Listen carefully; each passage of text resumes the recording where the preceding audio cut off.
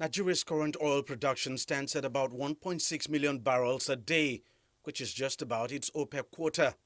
In fact, for several months this year, the production level had even been far less. However, the government believes the country can pump far more oil than it is currently doing. Its budgetary benchmark for this year is 1.86 million barrels per day. For next year, it's 1.88 million barrels. But it's been a very long time since the country ever matched its budget benchmark in reality. A new body now overseeing the country's oil production sector says it is determined to change that. We intend to, basically work towards enhancing our daily production. We intend to actually optimize that, and that is put measures in place to do that in alignment with the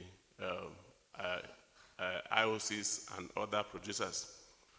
We are actually initiating public-private partnership initiative, which we intend to use to curtail, at least to curb the issue of crude theft, which is impacting negatively on our federation revenue. We intend equally to ensure full digitization of the upstream activities in a manner that the nation will have advantage of monitoring on real-time basis. That is the activities of the upstream. Recent data from the country's National Petroleum Corporation, NNPC, indicates investment in the country's petroleum industry is now down by 30%. The government recently promulgated a new law to govern the industry in the hope it would attract new and more investments. But experts fear the global shift towards renewable energy could make new investments a bit more difficult to come by.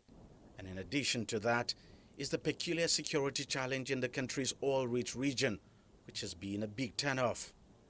With respect to what government is doing and what government can do, it's just the basic fundamentals, is to make the economics of the investment to be appreciable, to be profitable, to be encouraging for those who are going to invest. It is not that Nigeria is incapable of producing a higher volume. It is the fact that our production is limited by a number of factors. If there are no restive issues, within the Niger Delta where people blow pipelines and all that, then we should be able to produce whatever amount that we seek to produce. The country's production may suffer a decline as the government has ordered one of the oil companies operating in the Delta region to shut down its oil field over a recent spillage, which is still being addressed. The Santa Barbara oil field, operated by a local oil operator, is reported to have spilled over 100,000 barrels of oil since November 5th when the incident occurred. It's not known exactly how many barrels of oil the platform produces daily, but it is certainly going to have some impact on the country's overall output.